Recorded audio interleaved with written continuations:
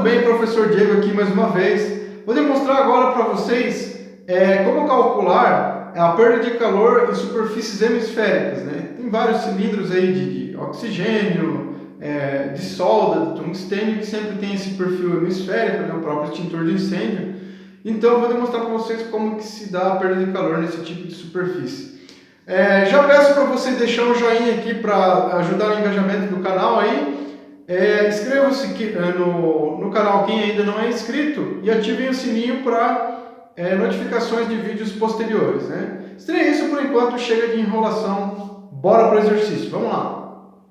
Indiferente se ele é hemisférico, cilindro ou esférico, para qualquer problema de transferência de calor, as etapas serão coletar os dados do enunciado da figura, analisar as unidades, escolher a estratégia de resolução, iniciar os cálculos auxiliares, analisar as resistências térmicas e, por último, iniciar os cálculos e aplicações. Vamos à primeira etapa, então, que seria coletar os dados do enunciado / figura. Ela diz que um tanque de oxigênio líquido é projetado inicialmente com um diâmetro interno de 1,2 metros. Então, olha aqui, ó. O diâmetro aqui de dentro do tanque, ele tem 1,2 metros, né? Porque isso aqui é uma vista em corte, ele é cilíndrico aqui, né? Então deu 1,2 metros. E um comprimento interno total de 6 metros e extremidades hemisféricas. Então aqui ele está dizendo que o comprimento total possui 6 metros. Como eu sei que o diâmetro é 1,2, eu posso dizer que aqui esse comprimento cilíndrico, né? Porque eu posso dividir aqui, ó, em parte cilíndrica e depois ele junta aqui duas meias esferas, né? Então ele vai ter uma esfera completa, porque é uma meia esfera aqui, soldada num cilindro aqui, correto? Então, se eu diminuir aqui o meio diâmetro aqui, que é o raio aqui, e mais o raio daqui, dá exatamente o diâmetro aqui. Então, esse comprimento total aqui de 6 metros menos o diâmetro de 1,2 fecha 4,8 metros de comprimento cilíndrico. Tá? O ponto de ebulição do oxigênio é negativo 182,8 graus Celsius. Então, ele já está dizendo que a temperatura 1 aqui dentro, interna, né? Essa temperatura aqui, que é a mesma da superfície interna aqui, é de menos, né, negativo 182,8 graus Celsius. Procura-se fabricar esse tanque com isolante térmico que comporte a perda de calor de menos 518,2 kcal por hora. Então, ele está dizendo que a perda aqui vai ser negativa e que essa perda ela vai ter que ser menos 518,2 kcal por hora. Né? O tanque vai ter que comportar essa perda aqui. Sabendo que em condições estacionárias, a temperatura ambiente varia entre 8 graus Celsius no inverno e 40 graus Celsius no verão. Então, aqui nós vamos ter duas temperaturas T2, uma para o verão e uma para o inverno, e que a espessura do isolante não deve ultrapassar 75 milímetros. Então ele está dizendo aqui que esse material ele vai ter uma espessura de 75 milímetros no máximo. Tá? Qual deveria ser a condutividade térmica desse isolante para as condições de inverno? Então primeiro nós vamos utilizar aqui para uma temperatura T2 de 8 graus Celsius para resolver a condutividade da letra A. Então, temos agora as informações do enunciado, considerando T2 para temperatura de 8 graus Celsius no inverno. Vamos fazer uma análise das unidades, sempre lembrando que eu possuo 3 sistemas de unidades, métrico, inglês e internacional, pelo qual ele deu aqui já a perda de calor em quilocaloria por hora, então ele já está falando que o sistema aqui vai ser o sistema métrico, beleza? Tranquilo. Se eu sei que é o sistema métrico, aonde eu tenho milímetros aqui, espessura em milímetros, basta converter para metros, ou seja, eu vou pegar e dividir esses valores por 1000. Então, feitas a análise das unidades, vamos escolher a estratégia de resolução, e aqui para os casos hemisféricos, tá? Somente para os casos hemisféricos, nós não vamos tratar o método das resistências. Nós sempre vamos calcular direto com o método da perda de calor. Por quê? porque como a área aqui ela sempre muda, né, a gente tem aqui uma área de um cilindro e a área da esfera, eu não tenho uma equação direta para as resistências. Tá? Eu não tenho uma equação formada diretamente para as resistências. Então eu sempre vou trabalhar com duas perdas de calor, que é como se fosse aqui a perda do cilindro mais a perda da esfera. Né? Então essa é a equação geral da perda de calor para superfícies hemisféricas.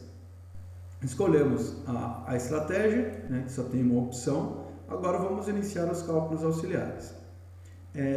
Eu tenho somente o diâmetro interno lá, mas eu posso encontrar o diâmetro externo, que seria o diâmetro interno mais 2 vezes a espessura. O diâmetro interno é 1,2 metros, 2 vezes a espessura lá convertendo para metros, que estava 75 milímetros, e o diâmetro externo vai ser 1,35 metros. Então eu posso encontrar o raio 1, que é o diâmetro 1 sobre 2, 1,2 metros sobre 2, o raio 1 tem 0,6 metros. O raio 2, agora eu tenho o diâmetro 2, vou dividir ele por 2, então o raio 2 é 0,675 metros. Então só fazendo uma alusão aqui com as resistências, tá? Embora eu não tenha uma equação definida para calcular pelo método das resistências, eu sei que existe uma resistência aqui que está fazendo uma dificuldade para o fluxo de calor, tá? Que no caso varia entre T1 e T2, e também eu considero uma resistência em série. Então, após analisar as resistências, vamos dar início aos cálculos. Como eu disse que só tem esse método aqui da equação direta, né, e eu tenho todos os valores aqui para subsidiar essa equação, basta substituir os valores então. O que eu preciso descobrir é o K. Tá? Veja que todos os outros valores eu tenho. Então, lá do outro lado do igual, eu vou deixar do jeito que está, só vou repetir. Tudo isso aqui eu vou resolver, ó. Multiplica 2π por 4,8 e divide pelo ln de 0,675 dividido por 0,6. Tá? E depois multiplica por isso aqui também. Tá? Mesma coisa aqui, ó. Resolve tudo que tem aqui. Né? E vamos deixar em função de K. Tá? Então deixa o K aqui como uma incógnita e o resto você resolve tudo. Resolvendo isto, a gente vai ficar com essa configuração aqui, ó, né? Onde aqui eu só repeti. Aqui agora eu tenho um número aqui bem grande em função de K, mais negativo outro número aqui em função de K. O que eu vou fazer então? Eu vou somar esses dois, né? Somar esses dois aqui, porque os dois são valores de K, então eu fico com essa configuração de equação aqui. Isolo o K, passo o que está multiplicando o K aqui dividindo para o outro lado, então eu vou ficar com essa configuração aqui, e então o valor de K vai ser 0,0083846722208 quilocaloria/hora por metro grau Celsius, isso nas condições de inverno. Veja o que vai acontecer agora na letra B. Qual deveria ser a condutividade térmica desse isolante para as condições de verão? Então agora a gente vai utilizar a temperatura 2 de 40 graus Celsius. A equação a gente já conhece, só vai mudar aqui que no lugar do 8 graus Celsius agora vai ter o 40. Né? Calculo tudo em função de K, igual eu tinha feito na questão anterior. Né? Deixo bonitinho aqui em função de K.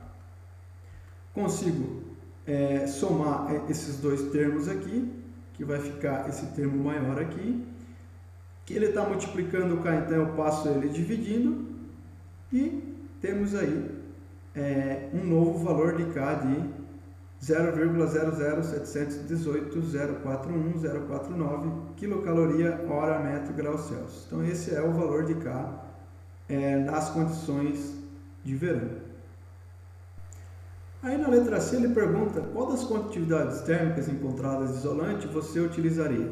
Né? Então aqui a gente calculou duas situações, uma para o inverno e outra para o verão, na qual eu encontrei dois valores de K diferentes. Né?